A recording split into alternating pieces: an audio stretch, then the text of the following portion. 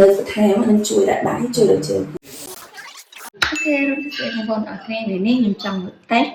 ដល់ប្រហាត់ប្រាណខ្ញុំបានទិញមកទី1ទី2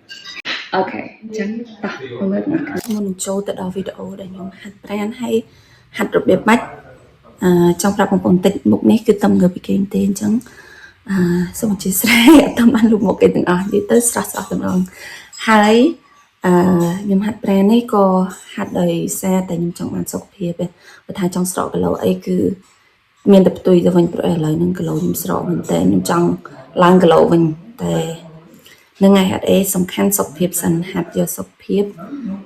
កុំឲ្យស្ពឹកដៃស្ពឹកជើងអីចឹងណាអូខេនេះ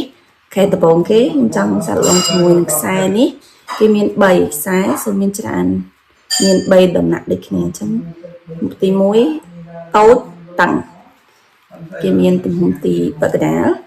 រៀងតឹងរៀងធូរជាងតូចនេះហើយនេះកាន់តែធូរទៀតអញ្ចឹងតោះមើលអត់ថាគេហាត់មិននេះបងប្អូនខោនេះខ្ញុំមានខោក្នុងនេះទៀតអញ្ចឹងកុំបារម្ភថាវានឹងក្លេចទេអូខេខ្ញុំដំបូងខ្ញុំចង់សាកតឹងមកអូខេនេះគេបិទជើងជាអញ្ចឹងបើយើងមានជំនួយបន្ថែមទៀតកាន់តែល្អនេះខ្ញុំមានជំនួយបន្ថែមគឺនេះអញ្ចឹងយើងអាចហាត់ចេះបានលើកបន្ថែមនឹងជួយដាក់ដៃជួយលើជើងđang hát khóc đi trăng dù phần nhà cứ hát tam này nét dương cả ai hát trên bàn này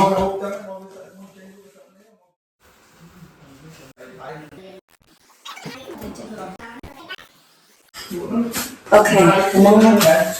dạ khắc nhưng mà trong cái độ như vậy tập mới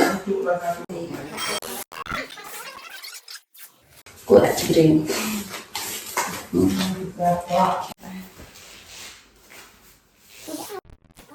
rồi muối tuyệt